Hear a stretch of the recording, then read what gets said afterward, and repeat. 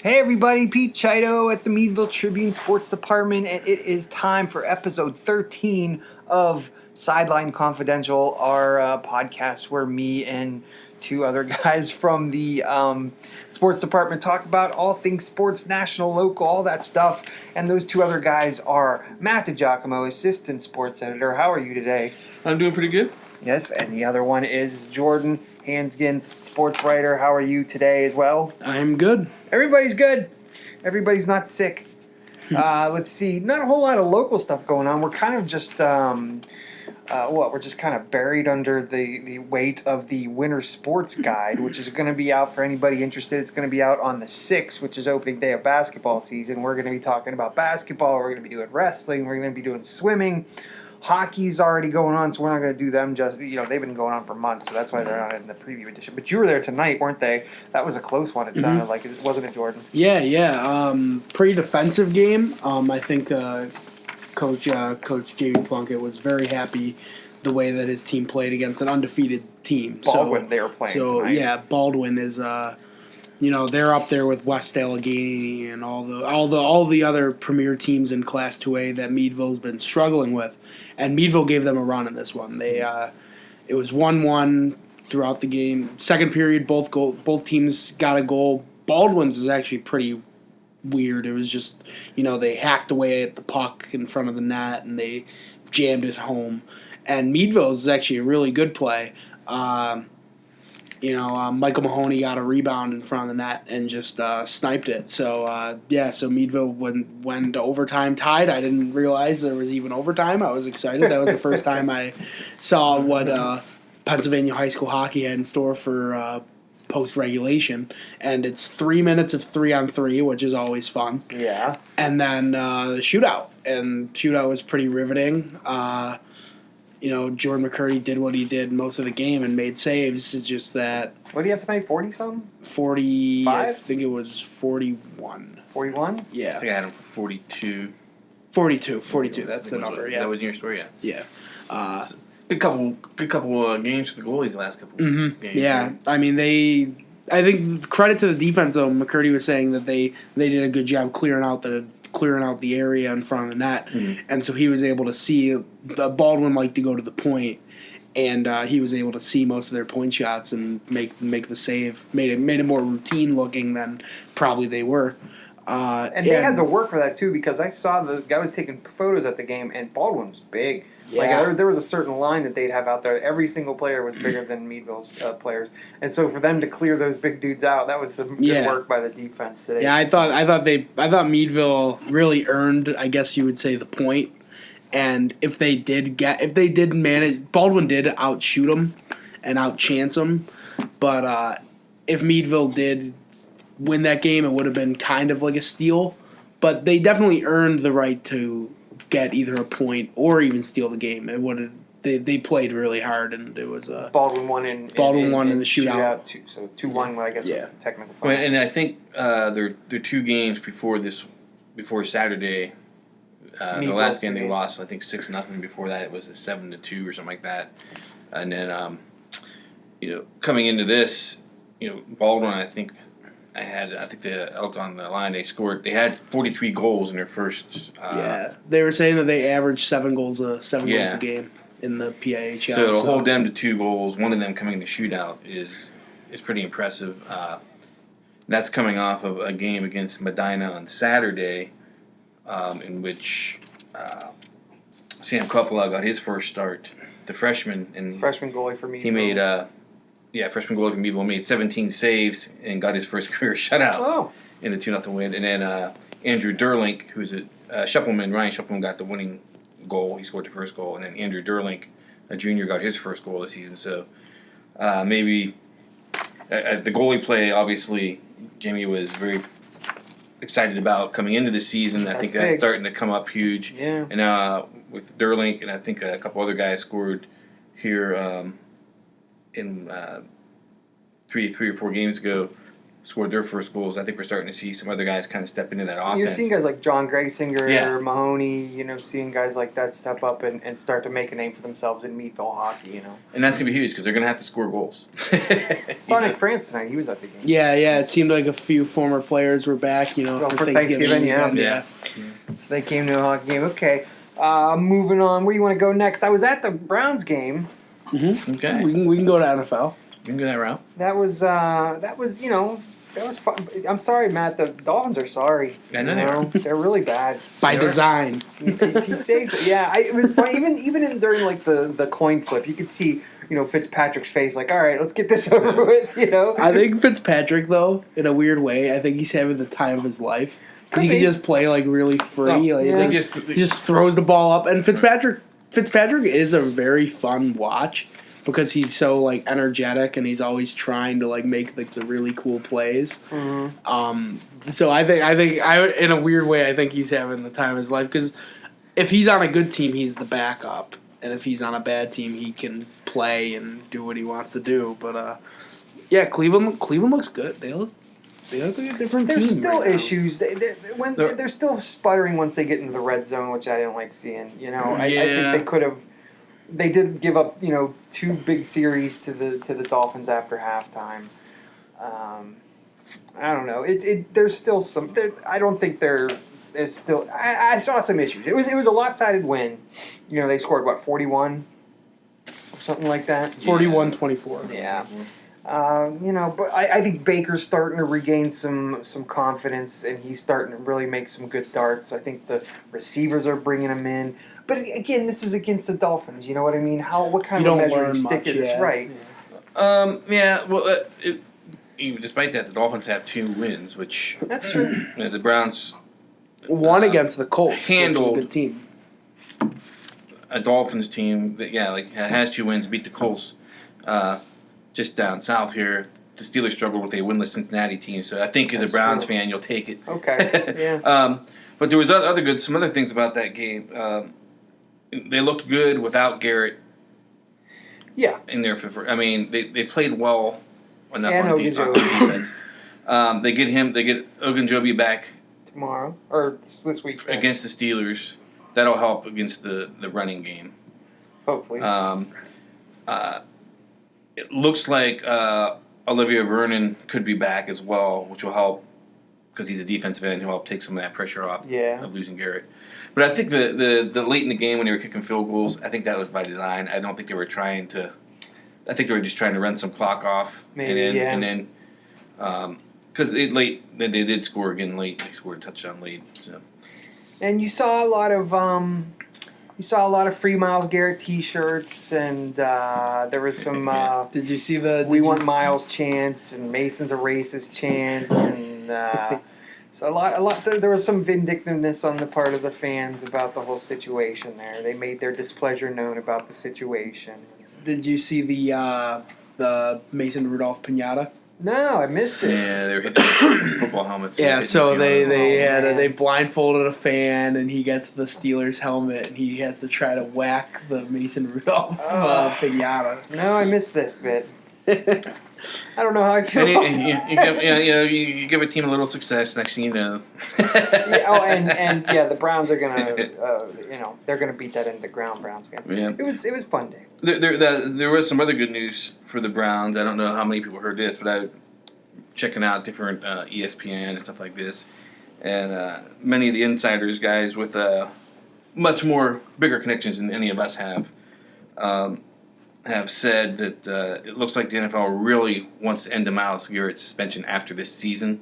Mm-hmm. A lot of that will decide on what Goodell hears from him when he has the interview. Uh-huh. But I think Garrett's going to go in there and be remorseful and try and anxious to prove that this was an out of character incident that will not happen again. And if he doesn't, he's probably going to get more games next year. But I don't think that's going to happen. Just lay low, stay off social media, work out, get ready for next year. Get ready to be angry next year. Take it out legally on the opponents next year. I think if he goes in there with a poem, he might get a lower. A sonnet. Yeah. But speaking of the Steelers, I didn't get to watch any of the games, so they took out Mason, huh? Their offense is bad.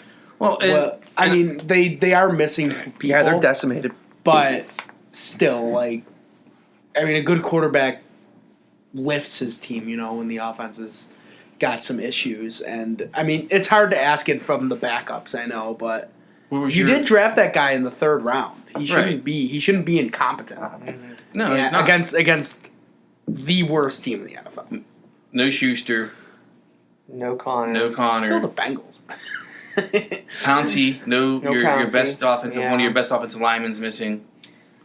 Yeah, I mean, it's understandable. He had the odds stacked against him in that game, and they made a switch, and that turned out to be big for them. They brought in Devlin Hodges. Yes, and he made one lucky pass to James Washington to win the game, and everyone's like, "Oh!" After that, he did absolutely nothing. Well, I guess we'll see who comes out this Sunday. Quit trying to climb to the top of the bridge and jump. And the Bengals, I mean, after this game, they switched back to Dalton. Yeah. They don't even know what they're doing. No, they don't. Cleveland's got 2 against them, so that's. I think next year the Dolphins are going to hire their coach and GM because they obviously know how to tank over there. Wait, the Browns still have 2 against the Bengals. Yeah, right? That's big. Yeah. I think the Browns can definitely sneak into that 6th spot. What are they, 5-6 right now? I don't know the answer to that. Yeah. So 5-6. So they're a game out now. They've won 3 straight. Big for the Browns was the Raiders getting destroyed by the Jets. Yes, that was really big for the Browns and all those teams. Now it's like Pittsburgh, I think, is the 6 right now, and this Cleveland-Pittsburgh game is all the more imperative. That's huge. Yeah. Tennessee, the Browns game though that might hurt them is still Week 1 because Tennessee looks actually pretty good right now. So the AFC wild card is now it's just a jumbled mess. The Raiders had it in their hands to kind of just pull away there, but now they lost to the Jets bad, and now they play the Chiefs, so they could drop off even further. That was big for all those teams chasing. So what are the Ravens doing right now? It's Monday night, by the way. The Ravens won 45-6. Yikes! The Ravens look like, I think right now, I guess they're probably the best team, or at least the hottest team. They look like it. They're playing the best right now. They're not just beating everybody; they're crushing. But it's also a team that's already lost to the Browns. Yeah. I don't know how that happened. Crazy. Who's their other loss? The Ravens. Chiefs. They lost to the Chiefs. Chiefs. Yeah. But yeah, they showed, after the first quarter, they showed highlights from around the league, and the Steelers one came on, and they saw, they put on the Jumbotron, they put the Steelers logo to show the game, and everybody's like, boo! And then they show Mason Rudolph throwing that interception, everybody's like, yeah! It was, there's such spite in those stands, It's kind of unbelievable. But it was nice. It was a nice day, sunny out, not as cold as I've been at that stadium, so it was nice. Wasn't too hungover. Hung out with the wife in Cleveland the night before. Mm-hmm. Good time. The last out of Bills. Yeah. Routine 20-3 Bills win. The Broncos offense was atrocious. They couldn't do a thing. Well, if there are any Denver fans out there, apparently Locke might be coming back pretty soon. Yeah, but I don't know how much that's going to help, but it can't hurt. Allen played well. He had one bad throw, but Allen was very good in this game. He against a good the Broncos defense is no joke. They just, I guess, got worn down, and Allen made some big throws. There's one play where he changed the play at the line because he saw a blitz coming, and he made one of the receivers switch into pretty good route against man coverage, and Cole Beasley just torched him for the first touchdown. And Allen finally hit a deep ball.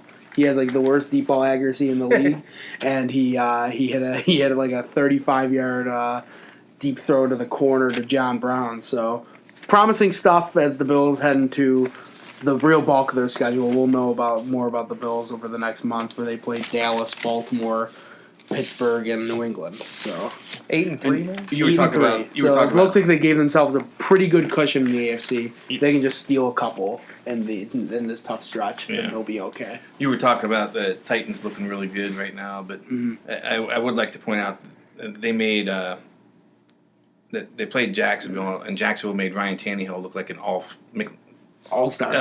Hall of Famer in that game. So that doesn't. They made everybody look like all-stars in that game. Titans looked like a Super Bowl contender. So that's the Bills. What other big things happen in the NFL? San Francisco looks really good still. Yeah. Not much. I think it's pretty routine. The Patriots-Cowboys game was just a sloppy mess. What's it? Yeah. 13-9 Patriots won that one. Yeah, it was like a torrential downpour. Yeah. Oh yeah, I saw a little bit of it on when. Didn't help my fantasy team any because I had a bunch of players in that game and they're all just like falling slipping in the rain and not catching the balls. College football. Yeah. Penn State, Ohio State. Yeah, that was it kind of went as most people were expecting, but 28-17. Ohio State won. Ohio State was up 21-0 at one point. Penn State was able to close it back to a 21-17. Yeah. Penn State was able to get a couple turnovers and turn them into touchdowns. Journey Brown had a really outstanding run for a touchdown. You guys end up seeing that 18-yarder. Yeah. I think he had 64 yards on the day on 11 carries. 11 times. He averaged almost 6 yards a carry. Yeah. Social media is going crazy. I understand not playing him when you're down 21-0, but once you get it back, why isn't he not touching the ball? I think people just have to accept it that they started the season saying they're going to run by committee. They've stayed with that all season long. That's just the way it is. I think what people are waking up to at last is that Journey Brown is the real deal. That he belongs there and that he's going to excel in football. The kid can run. Mm-hmm. You're seeing a lot of people like say, "Wait, this kid was 3 stars." It's something that we kind of knew, but we weren't sure about because everybody was telling, "Oh, he's from Meadville." But he's still amazing. We always saw that happening, but it's really gratifying to see that happen on this level. To see him become the athlete that we always thought he was. Yeah. Well, I agree 100%, and I'm a huge James Franklin fan. I just think he's made some mistakes against Minnesota. I would have given it to Journey instead of passing it into the end zone. Minnesota obviously intercepts that ball at the end. And I think I would have tried to get him more involved once I got that score back within, a touchdown. Because what that did, that was, especially with Young just destroying the offensive line, and Ohio State. Yeah, for Ohio State, the defensive end. He was just, he was living on the quarterback's back. In the back, and if your guy doesn't have much time to throw, you might want to try running the ball. That's all. And because it seemed like the earlier part of the year it was like, well, give it to Noah Kane, give it to Noah Kane, give it to Noah Kane, and now it's like, well, give it to Journey Brown, give it to Journey Brown. People just ain't happy, unless you. But it's cool to see, and I think they also have to. They had such a great talent pool in that running backs room that they kind of, in order to keep them guys out of the transfer portal, they had to get them some touches. I think that's kind of a part of it too. Why they're running that type of offense. Right. But Journey Brown is setting himself apart, and he's really turning some heads, and it's really fun to watch. These are like can't miss games now because of the way he's playing. At least as far as I'm concerned. Yeah. Well, it also wasn't a good day for our other big Pennsylvania school. Pitt got shut out by Virginia Tech Saturday as well, which pretty much takes them out. Well, it does take them out from winning the Coastal Division. So what is it, Virginia versus they would have had Tech? Virginia Tech both go into their this and week. They play each other. 5-2, yeah. They play each other. Winner of that game will win the Coastal Division. I'm gonna Pitt that. beat Virginia Tech, and then Virginia Tech beat Virginia, then Pitt would have still been able to win the Coastal. But now they won't be able to repeat. So that was not good for them. Obviously, they're bowl eligible, right? They're 6 or 7. They're bowl eligible. So pretty good year because I remember hearing that it was a lot of rebuilding. They lost a lot of talent.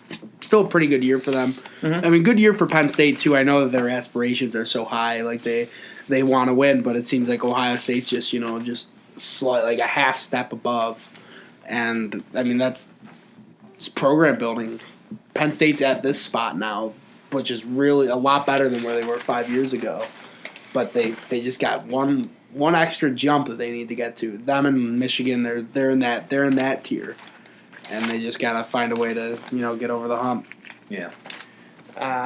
More college football. Slippery Rock had the week off. They did.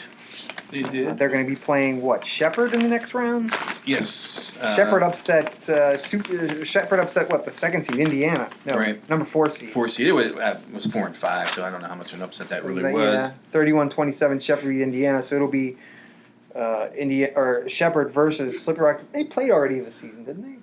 We'll have to. No, it was Seton Hill. Oh, okay. Shepherd's in the East.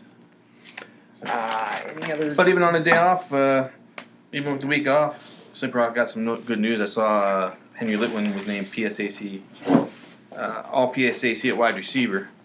Yeah. So he goes into that. He'll go into that final into this week's game with 74 catches for 1,068 yards, 16 touchdowns. I'll have a chance to add to that. So that's good for him.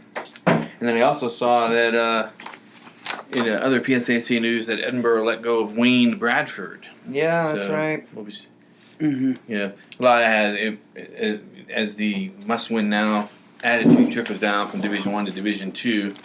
Bradford's 3 seasons were 7-4, 6-5, 3-8, and obviously they didn't like the trend apparently. Yeah, so we'll have to see who takes over that spot. Who see who they bring in. I think the last time they brought in a new coach before they gave Bradford the position, he was there as a coordinator, and then when he filled in as interim, and then they gave him the job. He did a good. He filled in interim. And he went 7-4. Then they gave him the job, and he went 6-5 and 3-8. I can't think of the kid's name. Who? The head coach before Bradford. He was there for 1 year. Yeah. After a really bad season. What the heck is his name? And they won off. It's like a trivia question. They went nuts with him there. He did all these different things, and they were in a battle right down to the end there in the PSAC West. And then one season, he's like, all right, I'm out of here. What's his name? Yeah, and then he left. Jeez. And then did he go on? Did he just he went up to another level, like a better level, or what did he do? I don't even remember. It's weird. I'm gonna say it was so long ago. It was only the revolving door. Yeah. They've had a history of hiring good coaches when they go outside the system. Lou Tepper, they brought in from outside the system. When he left, they promoted a coordinator. Browning. And it drops off. And then when Browning left, they brought in this guy that we can't think of. From Prep. He went to Cathedral Prep, and then really, I think it was a Cathedral Prep guy. And then he went on to college. And in either case, he was outside the program. And they go out and have a great year, and then he leaves, and then so it'd be interesting to see if they hire within, or if they go outside the program again. Yeah, but it would stand to reason. It seems it's one and then the other, one and then the other. Yeah, so maybe this is the one they cast their line far and see what they can come up with. Right. Other area college sports news: Grove City College, which features a lot of local kids on it. A lot of local men, I guess you'd call them nowadays. They finished off their season with a win over Rensselaer Polytechnic Institute, 41-38 in the James Lina Bowl, the Eastern Collegiate Athletic Conference James Lina Bowl. So it's kind of like a bowl game, of a Division III sort. RPI was a ranked team at the beginning of the year. They beat Allegheny pretty handily. And it seems like it was quite the shootout down at Grove City College on Saturday, 41-38. Let's see, Curtis Fryermuth, he's a Cochran graduate. He's an inside linebacker for GCC. He had 9 total tackles and half a sack on the day for the defense. Let's see. Grove City College, they had 165 yards rushing, 315 passing. They're, of course, featuring Meadville graduate Luke Sherrod on the offensive line, so he's a major role in that offensive output for the Wolverines. So it was a heck of a year for them. They end the season,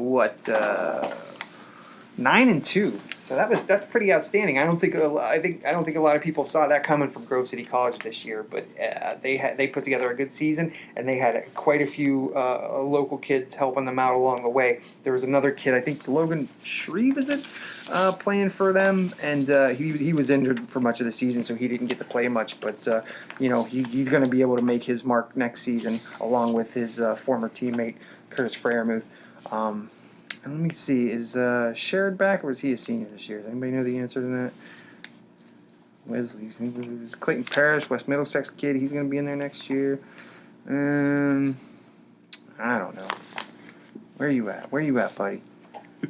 Sherrod. You know what? Let's just say he's a red shirt. There we go, junior. Yeah, so he'll be back next year. All right, so that's high school football. Let's go over this. The semifinals, the state quarterfinals, were Saturday. District 10 teams, I think 2 lost and 2 moved on, right? Correct. Farrell picked up a 28-0 win over Coudersport. Coudersport's a tough team. That's big. Yeah. And that just reflects even better on the way Maple would handle them in the District 10 championship game, because Farrell's just dominated that game. And then Wilmington in 2A beat Ridgeway Johnsonburg 45-27. That was another big win for them. Wilmington's, I don't know how they do it year after year. That little town with just a bunch of Amish people. There's like a cheese factory down there. Westminster College, I don't know where they get these football players year after year. It's kind of amazing. Pete, your alma mater, Sharon High School. That's right. Suffered a heartbreaker, 21-20 to Bald Eagle area. That's right. They were up for much of that game, weren't they? Yeah. And they couldn't hold on. And then there will be no 4-peat for Cathedral Prep. Thomas Jefferson took care of them 28-13 in Class 4A. So. Yeah, Whitfield was like throwing a party after that one. Yeah. Cathedral Prep's just been tearing up this side of the state for so long that I think Thomas Jefferson was paraded through the streets of wherever the heck they're from. From Thomas Jefferson Town. Let's see. Yeah, Sharon always loses heartbreakers in the District 10 playoffs. Every year that I played, we lost the heartbreakers in the District 10 playoffs. Every year. And I don't know what's going on with Sharon. That's kind of their thing. One of these days they're going to get over the hump. Well, they're not going to do it with Lane Wojtek. He was a senior this year, wasn't he? Mm-hmm. The quarterback. Yeah. So that's a shame, because he was their rock for the last. He was their J.D. McFadden. Yeah. So too bad for them, but yeah, Wilmington's moving on. They're going to play. Who they play? They play. Oh, that game was Saturday. We have the updated. Hold on. You guys talk amongst yourselves. Yeah. What are we talking about? Who's Wilmington? Sharon or Wilmington, yeah. Wilmington is going to play. I don't know who they're playing. I know Farrell's playing Clareton. Yeah, there we go. That's what I was looking for. Farrell's playing Clareton Friday at North Allegheny High School, 7 p.m. That's in the state semifinals in Class A. Class 2A, Wilmington versus Avonworth at Slippery Rock High School, of all places. But you know what? I wouldn't mind going to the high school. It would fill up just fine, and the parking's better than at the university. You got to climb that hill when you're at Slippery Rock University, whereas you could park right next to the school. But Avonworth coming in 14-0. I don't know, what are they? What district are they from? Pittsburgh. Oh, is it? Area, yeah. That's Whitfield.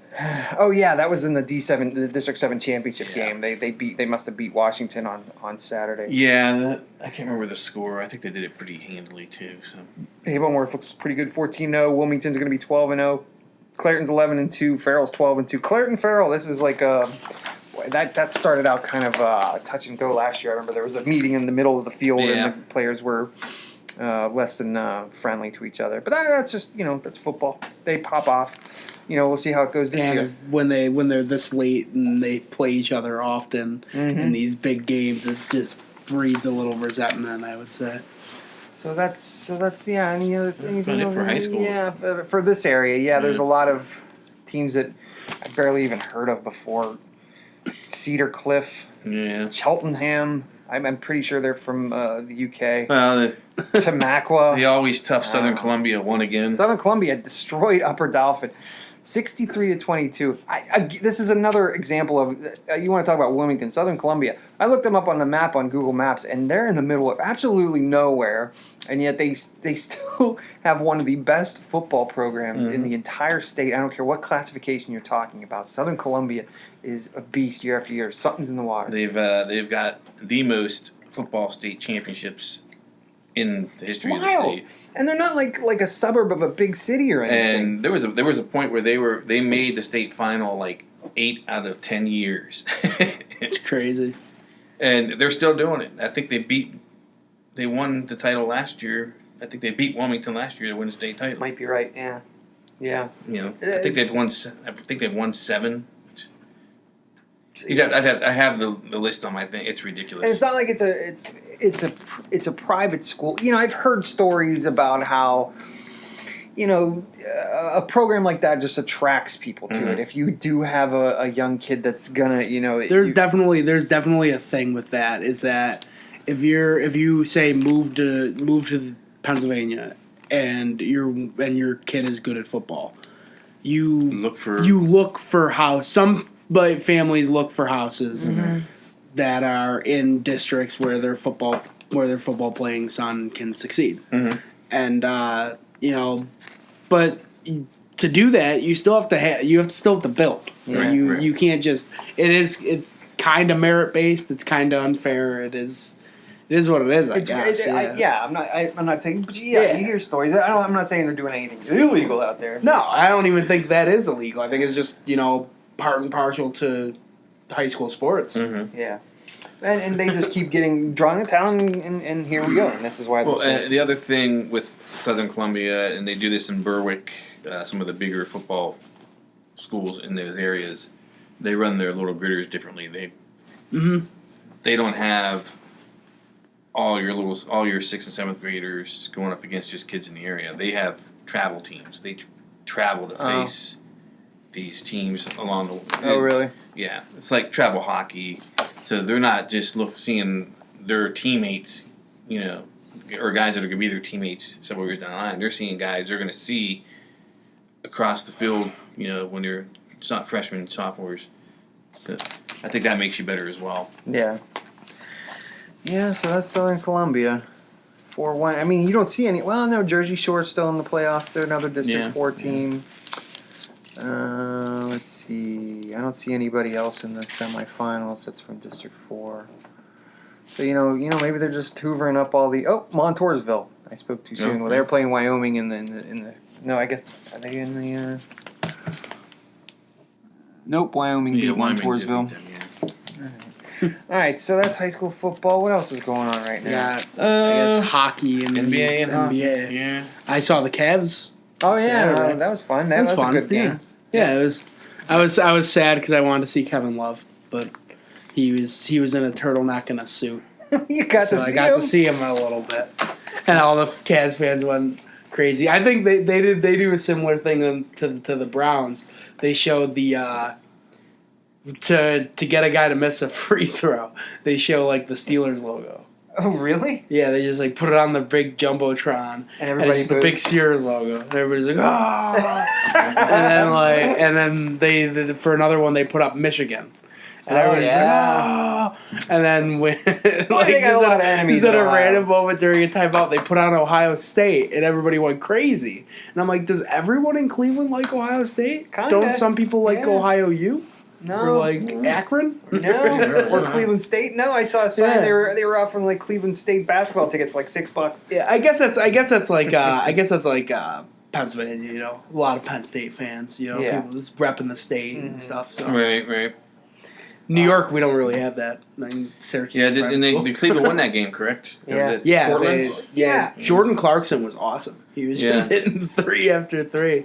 And Carmelo 28 Anthony games, I think, in that game.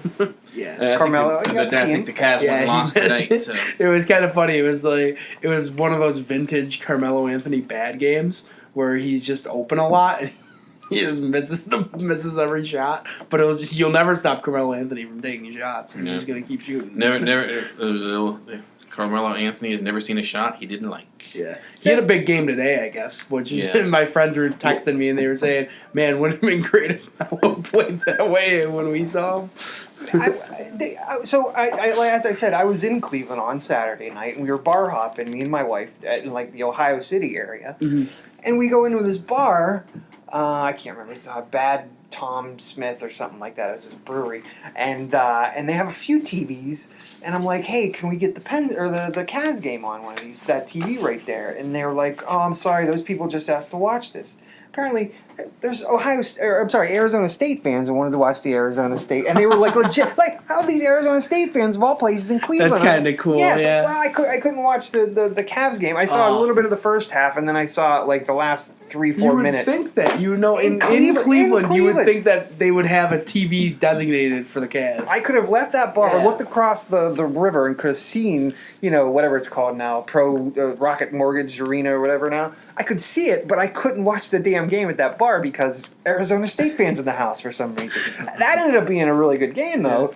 So I got to watch some of that, but I couldn't catch the Cavs until the last few minutes in Cleveland. It was kind of funny. Like my friends had 2 different Carmelo Anthony jerseys. One friend had a Knicks Carmelo Anthony, another friend had a retro Syracuse Carmelo Anthony. So I'm just walking in. I had no rooting interest. I just wanted to watch basketball, and I thought it was cool. And I'm walking in with these, like, people must have thought that we're like, it's like fan club.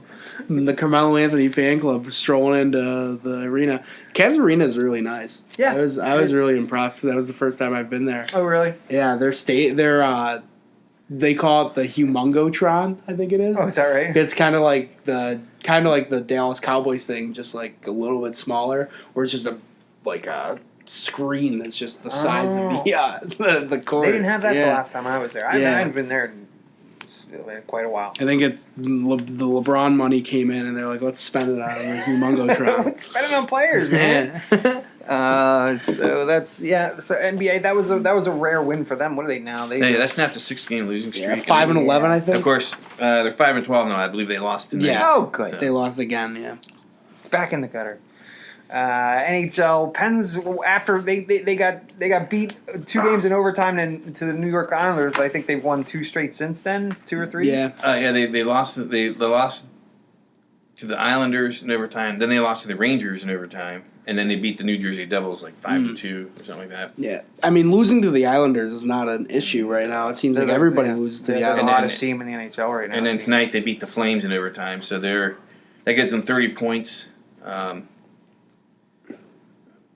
They're 6th in the Atlantic Conference, but because there's 3 teams ahead of them in their division, they're technically the first wildcard team right now. Yeah.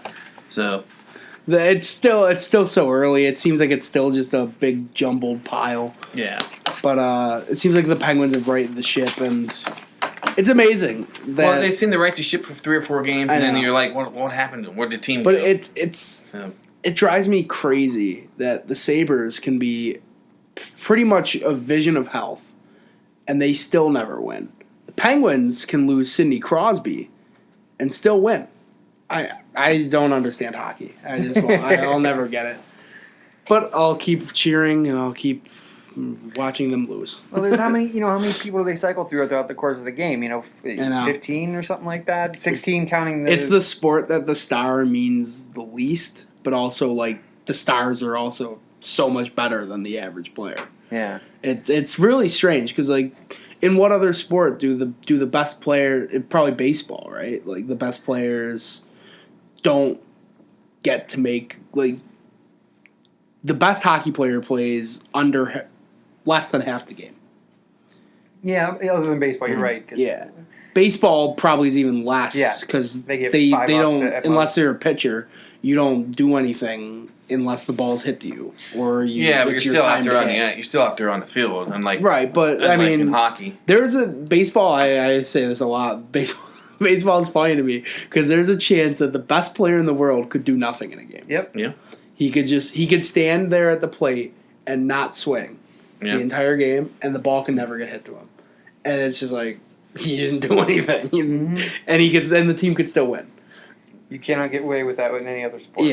Yeah, but that's just funny, and hockey's kind of the same way. That's not necessarily true. Oh, we're not going into cricket, Matt, or anything. I don't know, like but that. I'm saying you could have the best player on your team could be a wide receiver, and if they double team, he might not catch the ball the entire game. Yeah. He's still out there battling, the cornerback or something like that. And he could also draw coverage away from other people. True. Football has such weird stuff where it's strategically you can have a guy get blanketed by three people, and he could be your best player, and he still makes an impact because everybody's watching him, and so the other people. And then same thing with your big hitter. If you know he's up, you're going to pitch the guy in front of him. Maybe that guy hits 4 home runs. But he could still remain inert in his playing position and not. I love baseball defense. I appreciate it. Like, no, what I'm saying. You're right. And then on defense, that offensive player is on the sidelines. But he little more than jogging out to his position and jogging back. That's all he needs to exert himself in certain cases. In these outstanding cases, which probably rarely ever happens. But I guess to close the conversation, like basketball is the sport where the star always has to make an impact for the team to win. Because there's 5 guys on the team at one time. Yeah, there's it's such the percentages are there of at least the 4 major sports. That's the one that the star. You get a star, and your team just instantly becomes good. Especially when because if they're out there so long, like right. LeBron was just play the whole game or something like that. Any other sports that we need to talk about here? The only other major thing I saw was Jimmy Johnson announcing he's retiring after the end of this next NASCAR season. Yeah, he seems that'll be interesting. Got a lot of titles under his belt. I really don't watch a lot of NASCAR, so I don't really feel safe. Well, yeah, it'll be interesting to see what happens because he's got 7. He's tied with Dale Earnhardt Sr. and Richard Petty for most NASCAR titles. It seems like he hasn't really been in contention in a while. Which is why I wonder if he has a really good year next year and say he's battling right down to the end to win that title and he comes up just short at the finish line. Does he come back? Does he come back and see if he can do it, or does he say? He said that he's just retiring from a full-time basis, so he would still maybe compete in the Daytona 500 or something, right? Right. Yeah. But I mean, I guess, but still, if you're that close to winning that 8th title, do you come back full time? That'd be interesting to see what happens there, and who's going to take his place.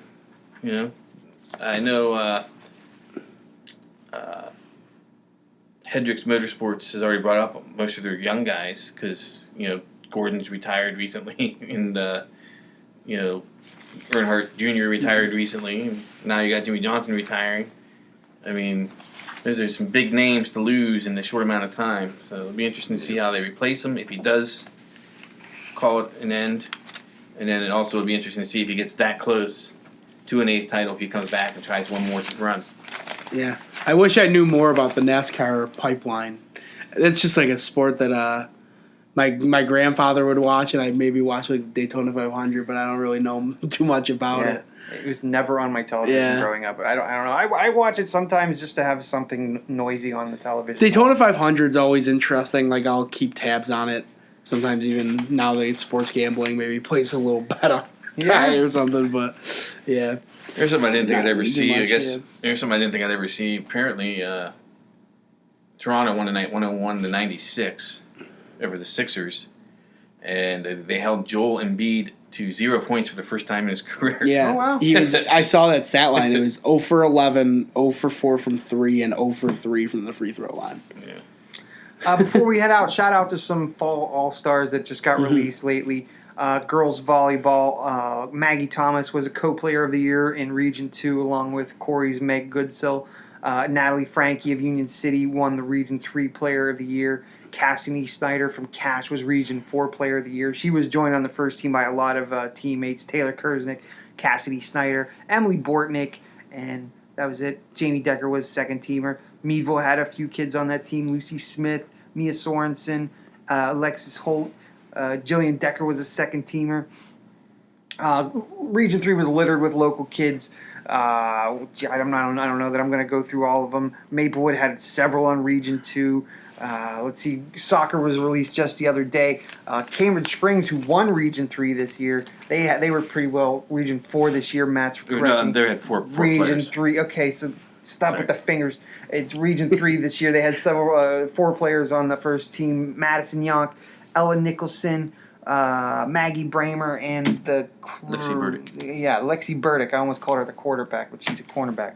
Or, what? No, CB. Center CB. back. Center back. All right. We have to go over. We got to teach Pete his Man, I'm soccer positions. Nah, I'm Center good. back. Well, the hardest part with soccer positions is like the same position, depending on what offense you're running, can have 3 different names. Yeah. Well, like this one. Sweeper. I thought that was Southwest. So we got a goalkeeper, easy. F, forward. CM, Center midfield. center midfield. I knew that. And it's M, which would naturally mean that's a midfield. Right. Mm-hmm. And D, that's Defense. okay, Defenseman. double teamer. Yeah, Fullback. Fullback. Yeah, Fullback. just like But football. Fullbacks are the outside defenders. Right. Yeah. Which, okay.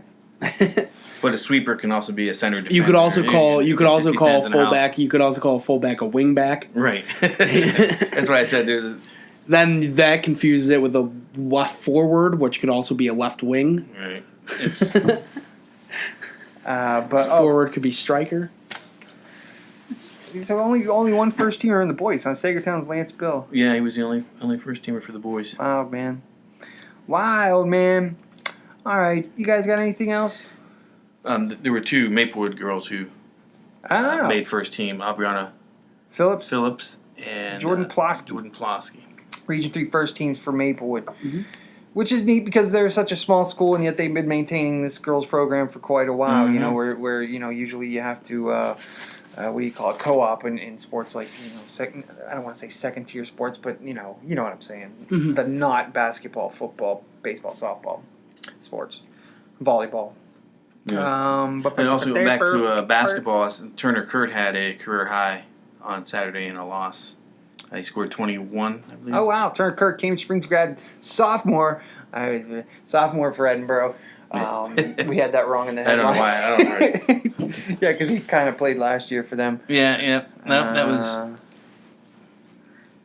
Let's see. That's about it. You guys, anything going on in your lives you want to make sure you tell the people? No. Mandalorian's still good. I wouldn't know. Disney Yes, Plus. it I'm is. holding out. I don't watch much TV anyway. If my wife wants Disney Plus, she can pay for it. Yeah, I actually canceled my subscription, For the free. but because I think my grandparents have it free with their Verizon for a year. They're just giving it away on certain platforms. You just gotta find a way. I got a commercial while I was sitting at my grandparents' house, and it just says, "You get free Disney Plus with your Verizon Unlimited or whatever." And I'm like, "Oh, great!" Are you on Verizon? Yeah. I want T-Mobile. Well, they are, but They do not. Disney does not allow you to give out the information like they do with no. some of the other ones. Yeah. So you gotta make sure. No, we knew. I had a feeling Disney was going to be onto that. Disney. That's why they waited for the release. They got to figure out the science of that before they let it. Yeah, no, I'm holding out. There was a big thing with Disney where they kept removing all the images from their shows on there, and someone made a funny joke about it. They said, "Wow, that's very the images of Baby Yoda and all that stuff," and someone goes, "Wow, Disney, that's very imperial of you, Yeah. very galactic empire of you." I mean, it's every third meme is that Baby Yoda now. Yeah. So that's entered the zeitgeist. Yeah. There's 2 of that white cat and then 1 of Yoda. Oh yeah, the white the cat at cat. the dinner table. Yeah, With the Getting people yelled at by screaming the- at the cat. Yeah. Oh boy. Okay, so for more old guys talking about memes, please listen to us next week on Sideline Confidential. That'll be our big 14th episode spectacular. And for Matt and for Jordan, we appreciate you listening. If you want to get in touch with us, please email us at sports@meadvilletribune.com or hit us up on Twitter at Tribune_sports. Tribune_sports. Correct. That is our email or Twitter. Yeah. And as always, you could also, if you have access, if you go to the Tribune Facebook page, you can send us a message through there. We don't often check that, but Yeah, People who do will make sure. Twitter or email, or you're probably it better will off get just to us. Or if you see us at games, Yes. just say Yeah. hi. And maybe You could go to the alleyway beside the office here and just yell into the windows. Jordan will hear you probably and he'll respond. Probably. All right, so thanks. Happy Thanksgiving to everybody. Oh, Yeah. And on that Appropriate. note, we'll talk to you guys next week.